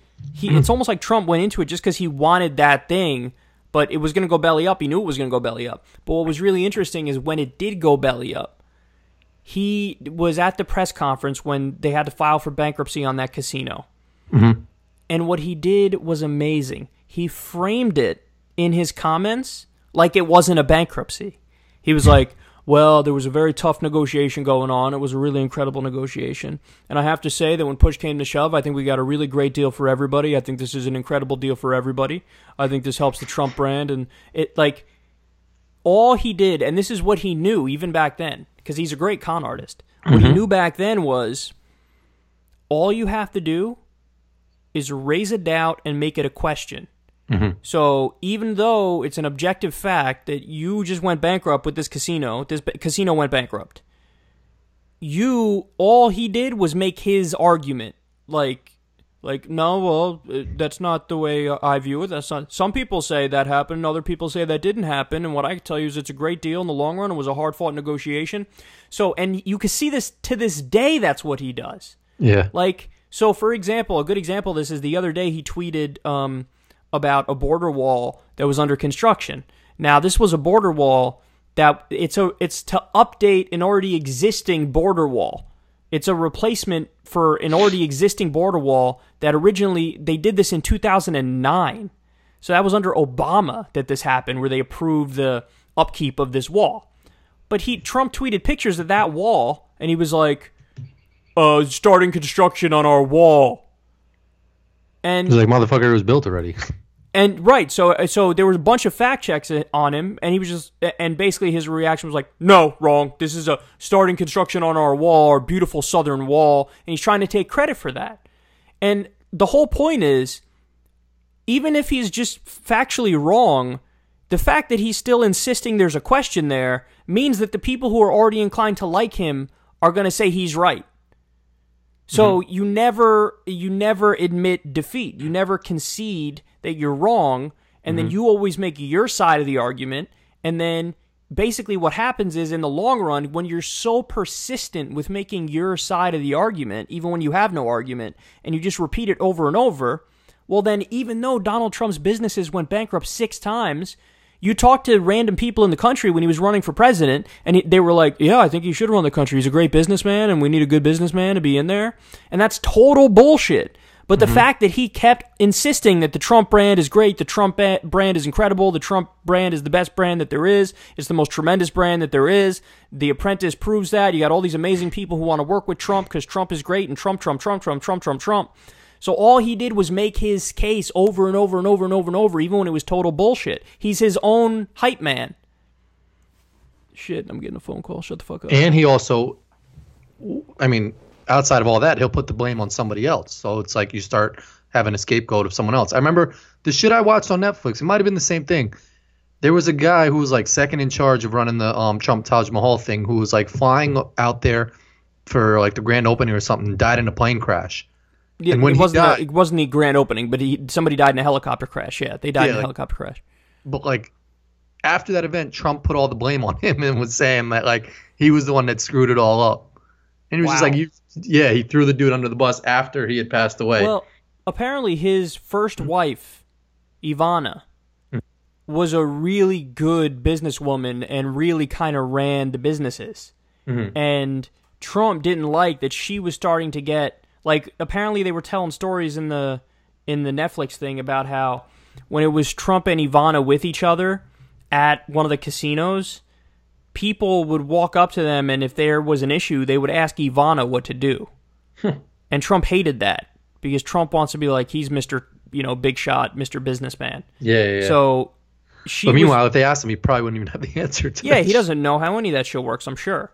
But anyway, he and her, obviously, and he was cheating on her with some young woman for a long time, and she was actually really loyal to him as she was doing, like, running all the businesses and shit. And he didn't like that she was starting to get, like, some level of celebrity and some level of credit for, what was going on. So, and then the other fact that I thought was really interesting is when Donald Trump was first starting to get business deals and like he took over some hotels and like remodeled them and shit, and he fought the city to try to get tax breaks going, decades in the future in order to do these projects in the first place. He teamed up with a lawyer named, I think it was Roy Cohn. That guy was the lawyer of every notorious mafia guy in the city. Doesn't surprise me. So, and they said that Trump, whenever there was some sort of an issue with some builders or whatever, he would like threaten, and he'd be like, do you know who this is? Yeah, that's Roy Cohn. Well, he's also my lawyer. Maybe you should make sure you take care of that. I don't want to have to get the lawyer involved. And so when you're a young guy and you're trying to get involved, you're elbowing your way into the room. You have a rich daddy, which gets you in the room in the first place. And then you team up with a fucking mob-connected lawyer. This is why, he was able to build a name for himself. This is why, right there. And then they were telling the story about how he did the redid the ice rink in the city, and he kind of shafted the guy who really built it. Like, he teamed up with some contractor, and he told the contractor that, like, you're going to get a lot of press over this, and it's going to be great for you and your business. But then come the opening of it, all the press outlets were giving Trump the credit. Trump was taking the credit, and he shafted that guy. I mean, you hear those stories. You hear with the Stormy Daniels. Those two stories alone is like she got threatened with her daughter or whatever, or son, whatever she has, and then she was promised she was going to be on The Apprentice. Like, bitch, sorry though, you're not going to be on The Apprentice. Like, the fact that you believe that shit is a little like. I mean, she is a stripper. Yeah, so it was an amazing. Everybody should check it out. Trump: An American Dream. It's called. I think you'll really like it. It's 4 episodes. They're each at least an hour long, but it's worth it, man. But I mean, it's he's that rich kid that, like, whenever someone would say something to him or threaten them, he'd be like, you know, I'll sue you. I'll get my lawyer, or, you know, and it's like, I'll have my daddy come and get you. He still does that to this day. He'll still send cease and desist letters to people. Like, oh, you're saying something I don't like you to be saying? Here's a letter that says you should stop it or we're going to sue you. And there's a lot of examples of that in this documentary, where that's his trick. That's his go-to trick. If somebody wrote a bad article about him, he would send them like a cease and desist letter. And then one of them, he brought the guy into his office, and then he hired him because he wanted him to work for him. The thing I watched said there was a guy who worked for Page Six or something like that, and Trump would always give him whatever, the scoops on the clubs and the celebrities and all this stuff. And he would always say to the guy, he would always be like, whenever you write the article, just make sure you put the billionaire Donald Trump. So he would work with these people writing the articles, because to them, they're getting their scoop, and to them, it's nothing. They'll write billionaire. But to Donald Trump, to have that, you know, everybody seeing always the billionaire Donald Trump, you know, I'll do an interview with you, but make sure you introduce me as the billionaire Donald Trump. You know, like, all marketing. Yeah, it's all just so you have in your head all the time. If, like, you hear that over and over again, you start to believe it, you know, even though it's not true. He's never shown anything that he is. Even when his businesses were going belly up, he was lying about them going belly up. He would say, like, we're doing great. And they'd be like, do you know what just happened with the Taj Mahal? And he's like, you haven't seen my books. Have you seen my books? I've seen my books. You're acting like you've seen my books. You've never seen my books. So we would get, like, standoffish and defensive. And it's almost like the fact that he does it so much and the fact that they say it so much should be the red flag right there that it's not true. Like, if you went on every show you went on and you were just like, hey, Jimmy, like, you go on Jimmy Dore's shit and you're like, yo, before we start, you got to tell everybody I got a big dick. You got to be like, this is Kyle Kalinske, and it is known that his dick, like, Big Dick Kalinske. Yeah, it's like every show you went on, people would just be like I almost want to think that rapper Big Sean, like, they call him Big Sean because supposedly his dick is mad big. So his shit is little. That's what I'm saying. Because he keeps pushing that it's big. It's really big, I swear. It's, like, so big. You have no idea. It's, like, gigantic. And that rapper Lil Dicky, I almost want to think his shit might be His shit is gigantic. His shit is swinging. He's got a tripod. Yeah, it's just so obvious when you're trying so hard to put out that you're a billionaire. You're not a billionaire, you know? Yeah. By the way, while we're on the topic of Netflix. Yeah. Did you see the LA Riot documentary on Netflix? No, I didn't see it. That's another. This is like Netflix promotion hour for Kyle and Corin, but that's another great one. The LA Riots documentary. Man, was that wild! So there was an instance of, like, Rodney King jump off. Yeah. So, but it started like months before that, when there was this 15-year-old girl who was leaving, who was accused of, like, stealing something from a convenience store, but she wasn't. But they were, like, trying to, like, these Korean store owners were trying to pull her fucking bag away from her, and she was, like, grabbing them back, and then they got into, like, a little bit of a skirmish. But this 15-year-old girl turns to walk away. As she's walking away, boom, gets shot right in the back of the head and killed. This little Korean, like, grandma behind the counter was, like, struggling with her. The 15-year-old took her bag back and turned and started walking away. Boom, just shot her right in the back of the head. It was crazy. The video's insane. Oh, they show the video? They show the video, yeah. Oh, damn. So that led to, and then what happened was the Korean lady went on trial. She was found not guilty. She got like fucking some weak ass punishment, like probation or some shit. Yeah. And that led the entire black community in LA was like, fuck this. Like we see, we have eyes. We see what just happened. She was literally walking away and got shot in the back of the fucking head. You can't say this is self-defense. That's just crazy. Yeah. So that put the black community on edge, and they were like, yo, fuck, there's no justice, basically, is what they were saying. This is bullshit. There's no justice at all. Then the Rodney King shit happens. The Rodney King shit happens. Now, here's the little, everybody knows the basic story. Black guy, Rodney King, running away from the cops get him, and then they start beating the shit out of him, and just in an unremorseful way. Here's the part of the story most people don't know. They granted at that for that trial, they granted them to move the locations. So they were going to try it in LA because that's where it fucking happened. So, but they said the cops were like, "Oh no, you can't try it here because everybody in LA knows about this already. So the jury's going to be tainted. So you have to let us move the venue elsewhere. We got to go to a different courtroom." So what they did is they sent them to a wealthy, suburban, almost all-white neighborhood. Which means what? Of course, everybody knows what the fuck that means. It means they're more likely to sympathize with the cops. And by the way, I think the jury was almost all white. There's only like one minority on the jury. And then they found them not fucking guilty, even though there's a clear fucking video of them just beating the shit out of this guy. Yeah. So, and then that's when the shit hit the fan, dog. It was crazy. They have all these insane videos at the time of what was happening. It was like what I would imagine the apocalypse looks like. Yeah. It was basically like a race war for a little bit. Like they were throwing bottles at fucking white truck drivers and just dragging the truck drivers out and beating the shit out of them. Like if you were white and you were in the area, you were getting fucked up, son. That's almost like what happened when was it when Trump won? There was like those videos of like, I think it later came out that the guy was like doing something against these black people, but he was just in his truck and they just like, he was just white. He had a Trump sticker on his car and then they just like went up to his car, pulled him out the shit and started beating the shit. Oh shit, that happened? Yeah, uh-huh. I didn't know that. That's crazy. Yeah. I think the guy stopped at like a light or something, had a Trump sticker on his car, and people, like I said, I think later on it came out that he had egged it on or something, like something that happened prior to that. Well, nothing happened. At the LA riots, there was no just regular people driving their car and then getting fucked up. And then, so they started burning shit down, son.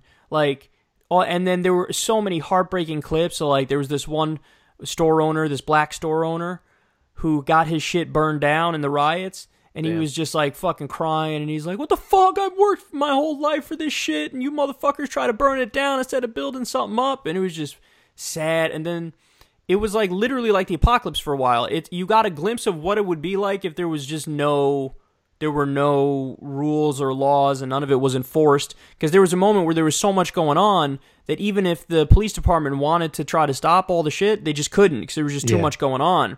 So then there were the classic cases of the Korean store owners arming themselves and guarding their stores from being burned down. And so you had like these shootouts in the middle of the fucking street. These Korean store owners just shooting at people who were trying to like burn down their shit. And it was just the wildest. People were looting and just breaking into these stores and just taking. I mean, that shit happened in Ferguson with the who was Ferguson? Was that Michael Mike Brown? I think it was. Mike Brown. And a lot of the convenience stores. There was a couple convenience stores that they showed people from the neighborhood were almost like some security for that shit. They're like, nah, like we know this owner. Like you're not fucking with this store. Right. Yeah. Like go to CVS or do whatever there. But like this convenience store, there's the local, like there's the shit from the block. No one's fucking with this. Yeah, it was. So those Koreans in LA back in the day probably had nobody fucking with them. They were probably charging too much or some shit.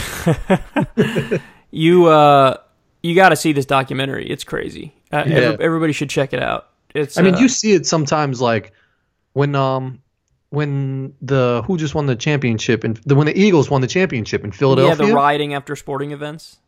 It looks like the fucking end of the world. I There's never people understood jumping on that. top of Like, police cars and shit. Even though I don't at all agree with it and I condemn it and I think it's immoral, on some level I can understand rioting after like a horrific injustice is done, where like, you know, somebody massacres somebody and there's no punishment or whatever. But after a fucking sporting event, you do that, and it's not even when they lose; it's when they win. Yeah, it's when they like, win. what do you to your own city. Yeah, like why? That's like the exact opposite of the reaction I'd have. I'd be like, let's go get a fucking nice burger or something. People are like, no, let's fucking burn down a convenience store, bitch. Imagine it was the opposite and mad like construction was getting done and like everybody starts building when they leave. This is wonderful. Who's got nails? You got a 2x4? Let's build something. Oh. I mean, that would actually make more sense. Like, damn, we're so happy. Let's go be productive because we're happy now. Yeah. I don't know why the first instinct is just to rage and to fucking destroy your city is beyond me. Yeah. And, then there was another Netflix thing, which is the Oklahoma City documentary. So there was do you remember when we were kids this happened, the Oklahoma City bombing? Oh, yeah, of course. Yeah. So there was the story about how that happened, and the dude who did it, Timothy McVeigh, how he like got radicalized. So before the LA riots, I'm stuck on the last conversation. Before the Oklahoma City bombing, there was that shit. The Waco. Are you talking about Waco? Yes, the Waco shit was before Waco. that. So the Ruby Ridge or whatever the fuck it was in Waco with David Koresh, and who was like a cult leader.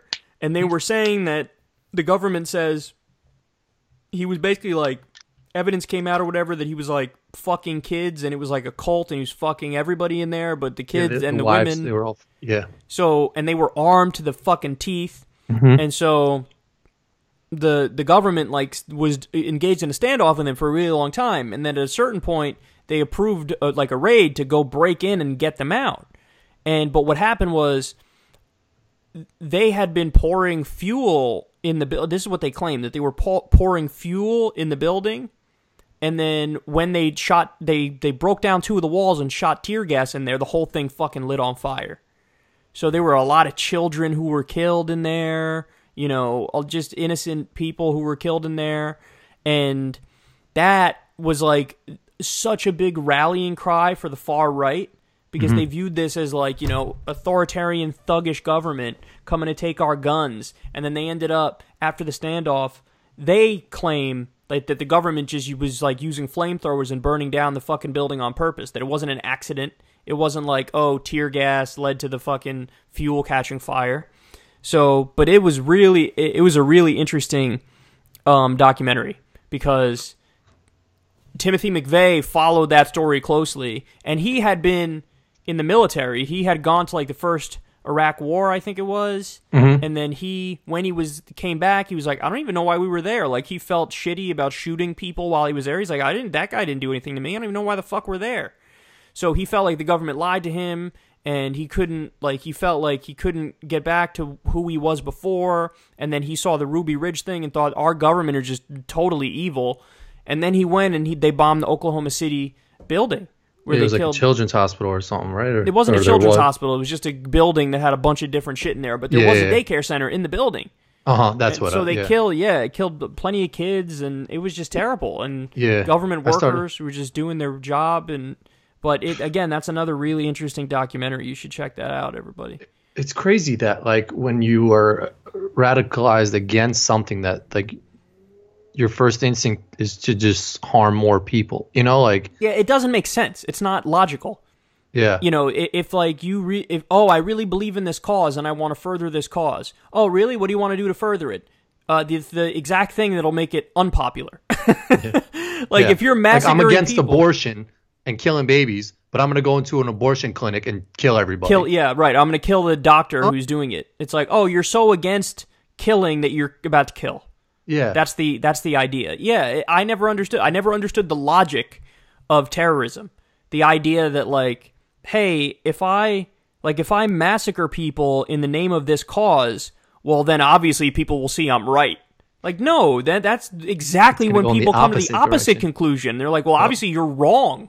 You were just fucking massacring somebody to try to get people to agree with your point. That's stupid. Like, I get violence in cases of self-defense, because that's Yeah. logical. If somebody's trying to kill you and there's nothing you could do, but you got to defend yourself and you can kill them, sure. But if you're going to do offensive violence, then it's always self-defeating because you're becoming that devil that you're trying to avoid. Like, you're trying to say, you guys are bad because you're doing this, this, and that. And it's prove that you're bad, I'm going to do the same shit. It's like, wait, what?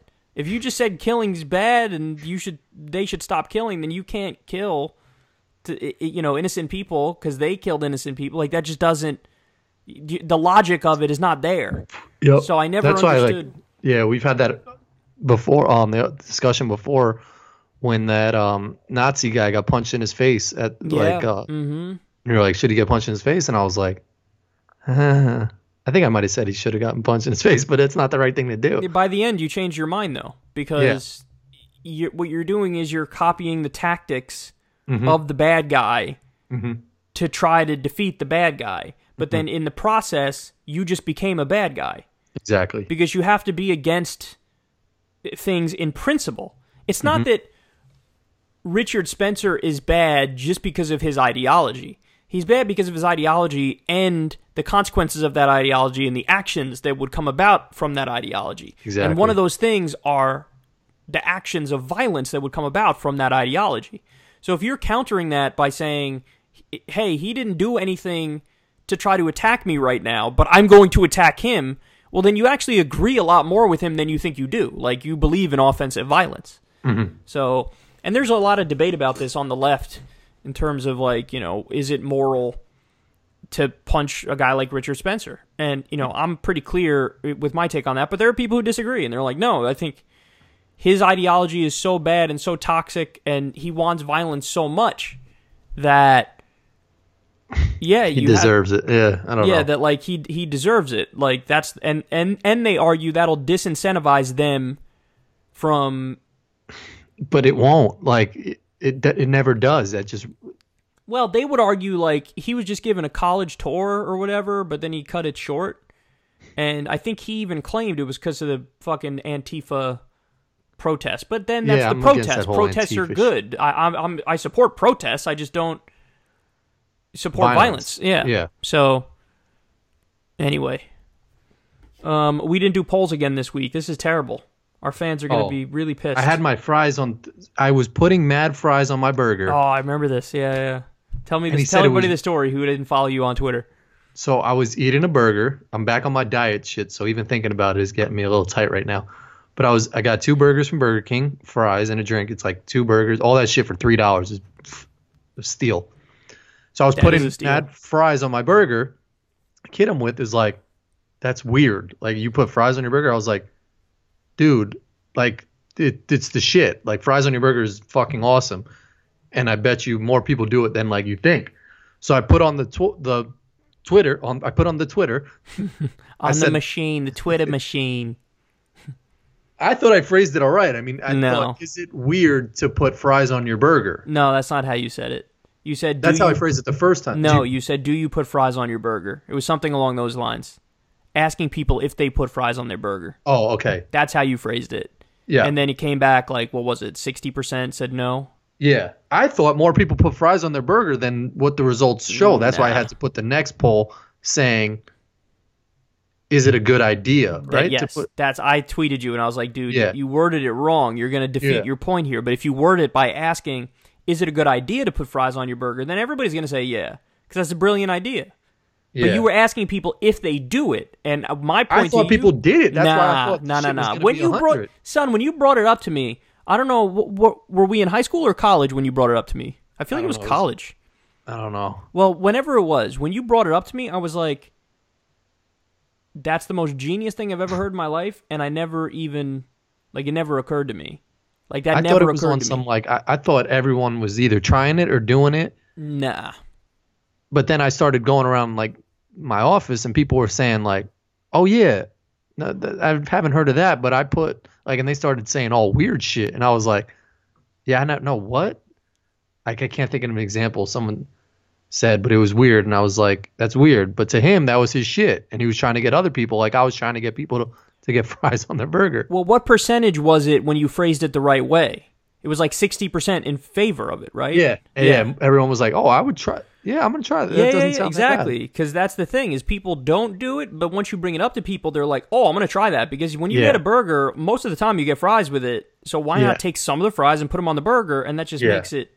I can't believe somebody clowns you for that because that's like. Yeah, I know. That's like ridiculous because everybody, you know that when you look at that, you're thinking on some level, damn, why didn't I think of that? That was my first thought. I was like, damn, why didn't I think of that? And then someone tried to have the argument. Another dude was like, when I'm eating my burger, I could just bite into the burger and then put a handful of fries in my mouth. I'm like, oh, what? Stop. But you're doing two things. Yeah. There's one thing there. It's got to be part of the fucking thing. But then he was like, put chips on a sandwich is I've another. Done that. I've done that. That is good. That is. Sometimes I feel like it's necessary. Sometimes a sandwich on its own is like meh, but then when you throw some like Lay's in there, it's like, oh, now I'm enjoying this. Yes, that crunch is good. Yeah, the crunch makes it. Hell yeah. So the polls that I was gonna do today, but we can't do them now. I thought of this one the other day: shaving cream versus shaving gel.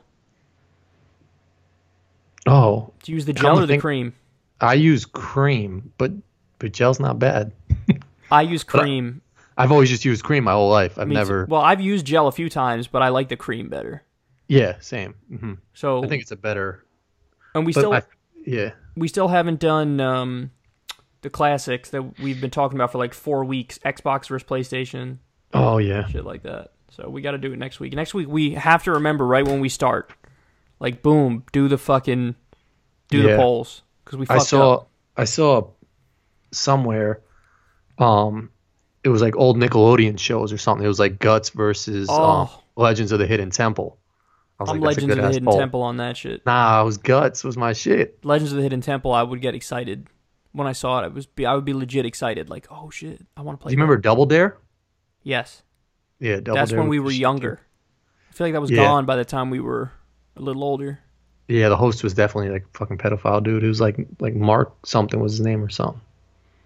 Yeah, I always wonder what all these people look like now. Like we got to see what Mr. Belding looks like now. Oh, it's so bad. On the Jimmy Fallon show because he brought on all the people from. He's humongous. He is fucking. I can't believe he's alive. I'm surprised he hasn't had a heart attack being that weight. I don't know how old he is though.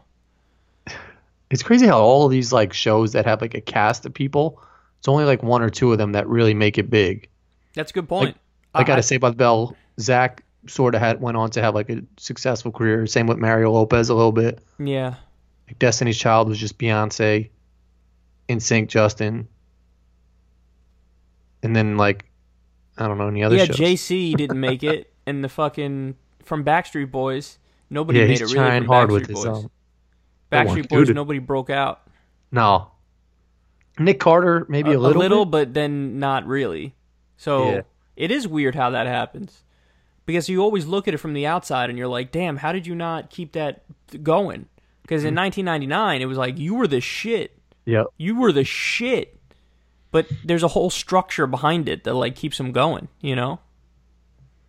You think Fox News will ask you back or you some other shit from it? Well, I mean, the producer who brought me on, and she... I was thinking like there had to have been a spike in ratings like that in that segment or that section when you were on that they probably look at that stuff and they're like a little bit. We got to bring him back because people were interested in that segment or something. Yeah, you know, they don't care as much about ratings as one would think they do because Cenk had really great ratings at MSNBC and they were asking him, hey, you want to do a weekend show, which is like a demotion. And he's like, well, why would you send me to the weekend? And like, so in other words, if your message is too controversial, they don't care as much about the fact that your ratings are high. It's crazy. So I mean, listen, the producer already reached out to me right after the segment and was like, oh, you know, hey, great job. We'll have you back on, yada, yada. And I was like, all right, I don't even know if I'd want to be honest, but I was thinking, well, you say you'd have me back on, but you don't know what the fucking higher-ups are going to say to you. Because, I tried to stick to the actual issues when I was on there, and by the end of the segment, I was doing a clear anti-war message. I was like, Trump said he'd get us out of Iraq. He said he could get us out of Afghanistan. He didn't do that. I wish he would do that. and I railed against NAFTA, same thing. So I don't, in the long run, that's not sustainable in corporate media. They don't want somebody like me. Because I question the fundamental structure of the system, and they want anything but fundamental change to the system. So, I mean, maybe I'd go back on, but, I was talking about it on my show the other day. Compare that to Joe Rogan, like my experience with Joe Rogan. I spoke for 3 hours about anything we wanted, and we would just go into as much detail as possible on various issues. That's 3 hours. This segment was fucking 5 minutes, and I got to speak for like maybe 2 minutes or less, and it was like a whole half day to go through all the. It's like, is that really worth it? Is it really? I mean, it was cool. I mean, like, it was cool. I mean, for me as a friend, seeing you up there, and I'm sure for you and whatever. Well, people seeing you there was cool. Like, because I told you this when I saw you in New York. It's just like, regardless of the way media is going now, where it's like you get X amount of views on YouTube, the computer, for right now, there's nothing that is like that you can see differently than seeing someone on a television. Like seeing someone on television is like, you've made it, you did it. Well, that's the thing. Like, no, I have way more people watching me on my shit on YouTube. But like, to just the mentality we have now, I mean, we're a little older. Kids younger don't understand that. But like, I'm sure your parents or whatever, like your mom, it's like, oh, he's on the TV. Okay, he made it. He did it. Exactly. That's the funny thing is like, so I remember when I told my mom, like, Mom, guess what? I'm going to have Sam Harris on my show. She's like, who? Yeah. So she didn't know who the fuck Sam Harris was, so she didn't care. I was like, Mom, guess what? I'm going to have Glenn Greenwald on my show. Glenn Greenwald, the guy who broke the fucking NSA spying story. It's because of this guy and Edward Snowden that we know the government's spying on all of us. She was like, I don't really know who you're talking about. And then I was like, Mom, there was one. I had Ed Schultz on my show. I'm gonna have Ed Schultz. At the time he was an MSNBC host. I'm gonna get him on my show. She's like, I don't know who he is. Even with Joe Rogan, she was kind of like, oh, that's like, I told her like, no, you don't. It's like one of the biggest podcasts that exists in the world. But she was still like I could sense she was trying to fake it for me. Like, oh, that's great, honey. It's like, no, okay, you still don't get it. But then when I told her, like, I'm going on Fox News, she's like, oh, on TV. It's like, I even though, no matter how much, I was like, Mom, the Joe Rogan thing got over 1 million views on YouTube. It probably got millions on iTunes, never mind the other platforms. It was, you sent me the thing that it was the number 2 podcast in the world or something for a while. So all that just doesn't water off a duck's ass. She's got no clue. But that was a 3-hour conversation about everything in detail. Nothing. A fucking 5-minute segment where I barely get a word in. She loved it. It's like, ugh. Yeah, it's just seeing someone on the television. It's a generational thing. Yeah, you're right. It's a generational thing. It's like TV is TV, and that's the behemoth in their minds. You know what I mean? For us, I don't know how you feel, but my feeling is like, hey, if I see somebody on TV or online, it's on like the same kind of level to me. For the younger generation, internet probably surpasses TV. Internet's like, no, that's where it is at. Like if you're on YouTube, that's where it's at versus fuck TV. For sure, yeah. Or if they see someone on TV, it's just like it's a nothing bar. It's nothing. Yeah, it's like, who gives a shit? TV. Yeah. It's tough though, man. Like that, like I'm sure for you, like getting comfortable in that, you can't flow in that type of environment like that quick. And you could see it actually in the segment. There's a few times where I'm like making a point, and then I get cut off abruptly, and like you could see my face react in real time where I'm like, and the reason why. Yeah. Like I make this face like, did you really this quickly you're cutting me off? Like I'm not even halfway through the thought, bitch. Yeah. I don't know if did you have Mr. Gurney in New Rochelle? Yes. And did you ever he had that challenge where you had to call into Mad Money? I did that a few times, yeah. So that I feel like was a little because I called into that shit, and that I feel like was a little bit more comfortable because he made you start out by saying that big booyah thing. Yeah. So that's sort of like your greeting. That's sort of like your greeting to the show. You're both on the same page. Then you get into your point. Whereas the other shit, it's just like you're dropped into like a fucking island, and the dude's already doing his show. And he's just like, all right, we're bringing on Kyle. That didn't bother me, to be honest. What bothered me, and it didn't bother me at the time, but in retrospect, I look at it and it's like, that's annoying. The question didn't make sense. Like, it didn't register in my head because it was just such a silly question. The question was, what's Trump's thoughts or something? Yeah, like, right? why? Yeah, what's the reason he did this? Like, is it a political calculation? It's like, I don't fucking know. What kind of a question is that? What am I, the fucking idiot whisperer? I can read Donald Trump's thoughts somehow? Like, I don't know. So, and you could see when I watch back the clip, it was all happening subconscious in my mind, but I didn't get the question. So some people were like, oh, you didn't really directly answer it. And it's like, because my answer, if I was direct, would be like, I don't know, next question. You know what I mean? So that's why I kind of went in different directions with it, where I spoke about the policy we were talking about, because that's all I know how to do is answer directly and answer about the policy. So the guy was like, ooh, this is kind of meandering into places I didn't expect it to go. It's like, well, yeah, because if you ask me a retarded question, like... Yeah, you didn't ask a legit question. You asked what someone thought. Is it a political calculation? And then he showed a little clip of Trump. He came back to me, he's like, same analysis? What does that mean? So it's like I'm talking with these robots who are pre-programmed with partisan talking points. And then it's like, I got to find a way to navigate that insane world of surface-level conversations where everybody's... And this is what I said in my long breakdown of it. I did a 30-minute breakdown of what everything was going on. It's like they try to make it on these corporate media channels that you're never talking about the issues on their own merits. You're talking about the people talking about the issues. So instead of talking about the actual issues, you're talking about the personalities who make up the different sides. You know what I mean? So that's why you get into, like, what's his motivation and blah, blah, blah, blah, blah, blah. It's like, who the fuck? No, I don't know anything about his motivation. I'll tell you what I think about the actual issue. He said NAFTA in that tweet. All right, let's talk about NAFTA. You know what I mean? Yeah. So, yeah, I don't know. In retrospect, when I watched it back a few times, I think I actually did pretty well because you got to deal with the cards you're given. And I was given 7-2 offsuit, and I turned it into winning a pot. It may have been a small pot, but it was a pot nonetheless. Well, you brought it back to where it made sense. Like, you brought it back to the root of what you should be talking about. And you know what the other thing is, man? The other thing is, and this is almost sad to an extent, but the other thing is, a lot of the time, regular people, they don't really hear what you're saying. They hear how you say it. So I said the same shit. Yep. Especially by the end of the clip, when I was like, I was going in a little bit. Like, I was revved up, and I was like, you know, that's when you could see towards the end of the clip, I started getting my hands more involved in it, because I usually talk with my hands, but I was kind of constrained for the first X amount.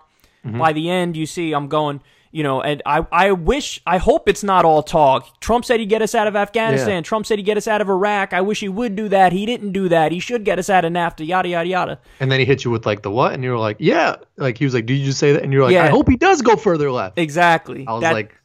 That was perfect. Like, I don't even know what he's saying, sort of, but I fuck with, like, if I was just looking at it, not knowing you, I'd be like, I fuck with that guy more. Because the body language and how he tried to raise me, and I was like, no, I re-raise you right now. Yeah. So that's the thing that I got out of it, because my phone afterwards, a lot of my family never watches my shit. This was the one time they watched it. They were like, oh my God, you did great.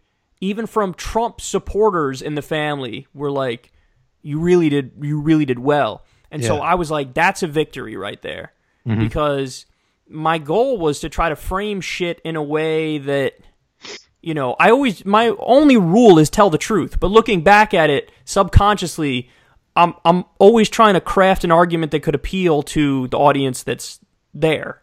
Yeah. Like, you can't just shame Trump voters and be like, you're a bigot, fuck you. You know what I mean? Because that's not going to work. You're not going to make any friends. You're going to alienate more people. So you have to try to find a way to craft an argument to get them to agree.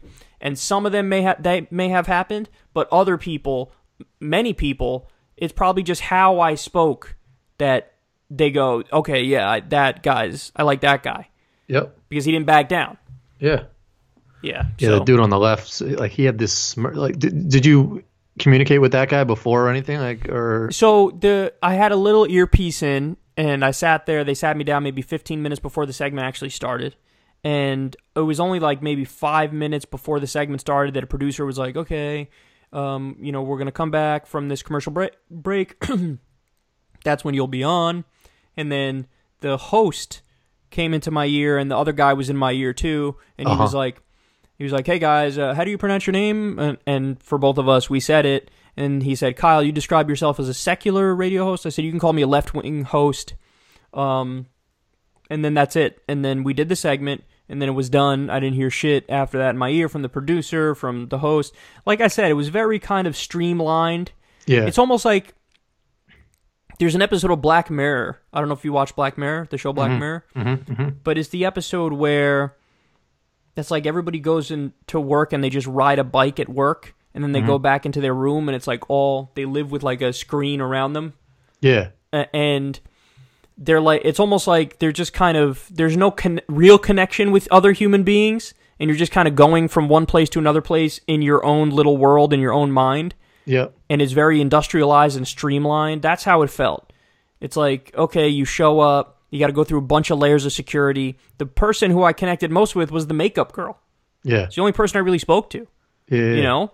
And then I mean, that shit happens all the time. Like when you call into radio shows or something like that, it's just like you're talking to probably an intern or someone in the back office, like, hey, how you doing, man? Where you from? What's your name? All right, you go to school. It's like, tell me about that incident that you're going to talk about on the air. And then like you're talking to that person, they're like, oh, that's funny. Yeah, my dog does that too. And then they're like, all right, 3, 2, 1. And then like the radio, like Z100 or something's talking about whatever the fuck they're talking about. And they're like, we got a caller. Tell us what you're talking about, man. Yeah. You tell them, and they're like, all right, fuck you. Bye-bye. Yeah, exactly. That's and the exactly lady comes it. back on. Yeah. And she's like, you did great, man. Thank you so much. Like, we'll send you your concert tickets. And you're like, all right, thanks, lady, that nobody knows. Yeah, that's what it was like. And I said there was one dude in the room, and it was almost everybody was gone, and the lights were off in all these different places. And one dude in the room, and me, and tucked away in a little corner. I took a picture of it. Everybody could check my Twitter feed if they want to see it. It's like you see the couple monitors, and you see the camera, and it's just, you could shoot that whole, for Fox News, the behemoth that is Fox News, you could shoot that in one little bedroom. Like let me ask a dumb question. Why couldn't you have just done that from your spot? Because I don't know, it's how corporate media works. They make it fake professional. That's the best way of describing it. Like, you're right. I should just be able to do it from the same seat I'm in right now. Yeah. Like, that should be no issue. But they put the makeup on your face, and like, the thing that was behind me, my cousin was asking me, like, what was was that? Yeah, it looked like people just working on their desk or some shit. It's a TV screen. Behind me was just a TV screen, and what they do is they take video from, like, a different floor in that building where the people are actually working, and then they project it behind me. What if the dude was just like eating his Chipotle or some shit, or just like jerking off? There was one guy who you could kind of see his computer screen. Yeah. I was like, imagine being that guy where there's like 1 million people watching right now, and he might be on some fucking weary website, like shopping for some shit. That would suck. Yeah, it would suck. I was like, I want to tell that guy. I wanted to go down to the floor wherever they were and be like, yo, dog, listen, I'm about to go on air, and you're all up on the screen. It's just the random day his wife is like, don't forget to buy that gag gift for my bachelorette party. He's on like Japanese like women vagina straddle sites. He's like, no, you don't understand. Today was the one day my wife told me to buy this shit. Yeah, okay, buddy, you're fired. Get the fuck out of here. Or looking at him shopping for that. That'd be hilarious. Yeah, so it was a weird experience. Not sure I'd do it again. Everybody said the same. Everybody says what you said, though. Everybody wants to see me go back there. Yeah, man. I thought it was so. Like, I was in Rochester at my wife's house, and like her whole family was there, and I was like, nah, we got to put this on. And they all put it on. They were like, he's on Fox News. I was like, yeah, no, but he's, like he's just a straight shooter, like he's not one or the other. And they're like, all right. And then they were all rocking with you, like, but they all knew who you were. From that, when like I've told them thousands of times, like my friend has this big show, and it's like it's a podcast, and like you got to go to Blog Talk if you want to listen from 11 to whatever. That shit, maybe they've checked it out, maybe they haven't, but to them, that was seeing the you thing on that TV was the shit. Then they became more interested. Then they were like, "Oh, what does he do again?" And I was like, "I've told you this shit. Like, why are you asking me right now? Like, I've told you this shit. Now, because you see him on TV, you got more questions for me?" Like, That's it. That's exactly it. That's so funny because again, you talk to me, and to me, it was like, damn, I like going on podcasts. yeah. So, but yeah. Anyway. I don't know. I thought it was cool. You got anything else you want to talk about, or we'll wrap this business up? YouTube shit. I saw that one video that you were recommended to watch. The dude who was saying that now even subscribers have to hit an extra shit to see videos and stuff, right? Oh, yeah. Humanist Report did a great video. Have you been fucked over by that? Of course. Yeah. Really? Randomly, a few weeks back, it was just like each video got like half of the views they'd normally get. And everybody was like, what the fuck is going on? Because YouTube is always fucking with the algorithm. Always changing the algorithm.